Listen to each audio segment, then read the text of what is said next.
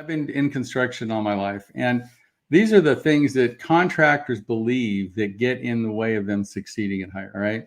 Mm-hmm. I think part of what you went from, people think marketing is expensive, same kind of thing, right? So it's like, it's a myth. But first myth is, only recruit when you need someone. I mean, I've had this problem. People go, well, I need a guy. I'm going to recruit for the guy and I'm done. That's a myth. Only recruiting someone. There is no successful company I know that doesn't recruit all the time. And if you should recruit all the time, I've been trying to convince people to do that ever since I started this business. I've changed my pricing structure to try to encourage that, but you should always be recruiting. Don't think you recruit when you need somebody. The second myth is employees are expensive. Oh, I can't afford that guy, right? And that's not true. You can't make any money without employees in this business. They're the best investment you're ever going to make. So employees are not expensive. They're the best investment you're going to make. The third myth is we can do the recruiting ourselves. How hard is this to do? Man, I put an ad in Indeed. I call the guy a week later and he's already got a job. How come it didn't work out? Right? So it's like, you need to hire somebody, either us or somebody. There's a lot of people that are good at this. I mean, you don't fix your own car, do you, Rick, usually nowadays, I'm assuming? That's right. You probably you don't do your own accounting, I'm guessing. Nope. And also a lot of subcontractors, you have no problem with them outsourcing even electrical or plumbing or all this kind of stuff. Somehow everybody thinks, oh, I'm a great recruiter. How hard can this be? It's like marketing. Get somebody who knows what the heck they're doing. It's the best investment you're going to make. The next one, I really like this myth is recruit within the construction industry. I run into this all the time. I want a selection coordinator that has 5 years experience in construction, or I'm an office manager. It is not true. For example, D.R. and Lennar, those big companies, they will not even hire anybody with construction experience because they don't want them to learn the wrong way. They only hire people without experience. Example, in our business, we've hired a lot of selection coordinators, office managers. Think about this, Rick, a wedding planner, right? Think about a wedding planner. Wedding planner has to get a bunch of people together, the band, the flower person, the caterer. And no offense, those industries aren't the most stable. You can't count on everybody's going to be at the right time, right? So the sort of flaky industries, they all got to be at the right time, at the right place, and everybody has to be happy. And it's got to come off well and look good. Sounds like a remodel to me. Yeah, and right. The thing is, people do that because they want to do that and they have the talent to do that. So we've hired a lot of wedding planners who just killed it as selection coordinators, office managers, that kind of thing. So it is not true. Go outside the industry. You're looking for who people are, not what they know. Teach them stuff, but you can't teach them to be a good human being. So hire who they are, not what they know, and look outside the industry. The next one, this gets everybody in trouble. It's hire fast and fire slow. You talked about it earlier. You hire fast because you're desperate. I don't hire the guy until after I need the guy. And so you hire fast because you need the guy right away. That's not really bad news, Rick. The really bad news is firing slow. You get the guy in the organization, right? And the guy or woman in the organization, you brought him on because you were desperate. Now you've spent years building this culture. Everybody's honest or trusting. You built this great culture, which taken you years to create. Then you put in the guy or the woman who's like not that good. They only lie sometimes. They only steal occasionally. And they just show once in a while. And what happens is it kills your culture. Because everybody goes, look at this guy shows up, he gets paid. This guy, stole the nail gun, nobody noticed. This guy, lied to a client, nobody seemed to care. So it just destroys your culture. And that's the world's worst employee, bad enough to keep, what is that, good enough to keep or bad enough to fire. And they kill your culture, but you fire slow because you haven't got anybody else to replace it. Mm-hmm. So not only does the person not work out, that's not the worst part. The worst part is he kills the culture you spent years developing. And it's really hard to recuperate from that.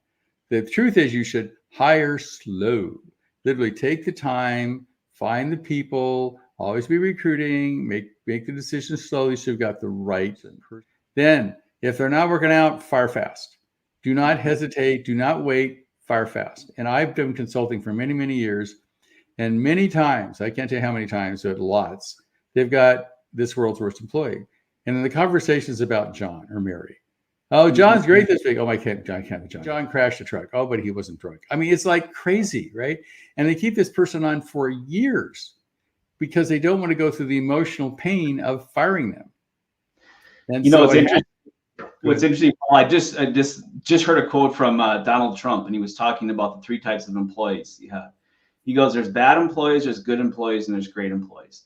He goes, great employees, he goes, you can never pay them too much because they're going to catapult, you're going to take you where you could never go without them. He goes, we love great employees. He goes, bad employees, they're easy. They're bad, I fire them. He goes, because good employees are the worst because they're not bad enough where you fire them, but they're not, and they kind of just slog along. He goes, good employees are the worst, kind of that milquetoast type employee. The problem is the good employees, I talked about the other day, and he has a production building company. And you have the Peter principle is you promote people to the level of incompetence, and they stay there because you can't demote them because you promoted them, and you can't promote them because they're not doing a good job. So you get an organization of people that just don't quite do it. His production builder builds like 4 or 5 houses a week. And he's down to like 3 houses a week. His production builder, he promoted his superintendent to director of construction, and he isn't cutting it. But he's a friend of him in a couple of years. And his whole organization is dying because this guy doesn't know how to build or hasn't created a process to build a house today. He just can't pull it off. And it's not, he got promoted to his level of incompetency. Now he's a friend of the owner, so he doesn't want to let him go, fire the guy, but he's killing his whole organization. And it happens all the time. I finally convinced him to hire a new guy and demote this guy and say, look, I'll give you the same amount of pay, but just you're not cutting the job. And I would ask everybody listening to this podcast a very serious question.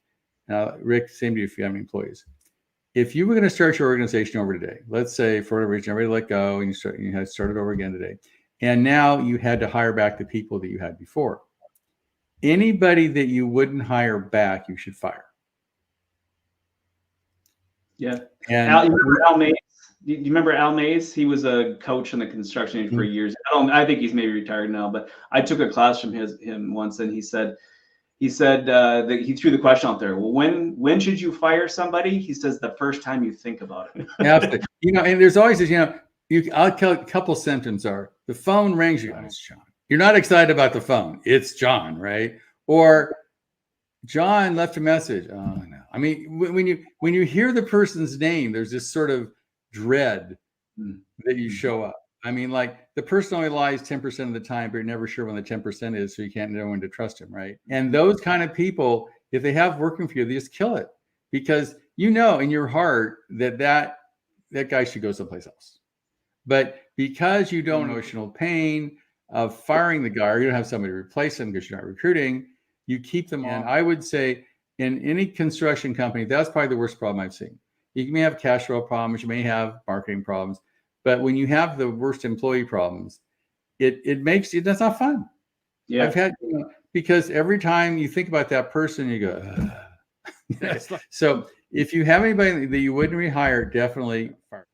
Yeah, we used to, when I was hiring for, I would go in kind of like you, as to do subcontract sales management, and I'd evaluate the sales team, and I call you have the salespeople are really in 3 levels. You have the superstars, the ones that you just need to support, let them do their thing, get out of the way. They're gonna produce for you. Then you have the middle, which is usually about the 50%. You're always trying to coach them up to get them up to superstar level. Then you have the bottom 25. I call those the sales prevention team. Mm-hmm. Those are the ones out there that are costing you sales. And it's kind of like that bad employee as well. It's like they just drag you down. And like you said, they ruin the culture of the business. Other people in your organization are going to be less productive because of this person. They're just a camp. So I would come, and sometimes we call it the queen bee or the king bee, the one that thought they were above everyone else and they didn't have to follow internal rules and policies and they could do whatever they want. The best thing you could do is you say, well, Mr. Builder, you should fire them. Oh, I can't fire them because they're such a good producer. I'm like, no, you don't understand. They're taking away sales from everything else in your team. If you get rid of them, you're going to be able to produce more.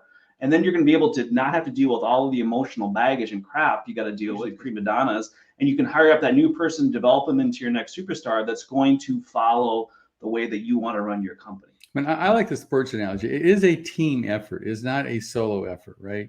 And you have an example. It's on my kid's soccer team, but I think it's relevant. They had this kid who was, he was not easy to deal with, for sure. And he always hogged the ball, was playing soccer. He'd get the ball, wouldn't give it to anybody else. And he was just really difficult. And so the coach got rid of him. He says, I can't have this guy on my team. And they've won way more games after they lost the guy than they did because he was killing the team. Even though he was the star, he wasn't a team player. He didn't ever pass the ball. He didn't help build a team spirit. He was always the guy he knew was better than everybody else and killed the team. So, construction is definitely a team sport. And look, you should all, what team isn't always recruiting or always having a bench? That's so let me go over the 6 items one more time, just for our listeners. What were they? Okay. One is the myth is only recruit you need someone. That's not true. You should be recruiting all the time.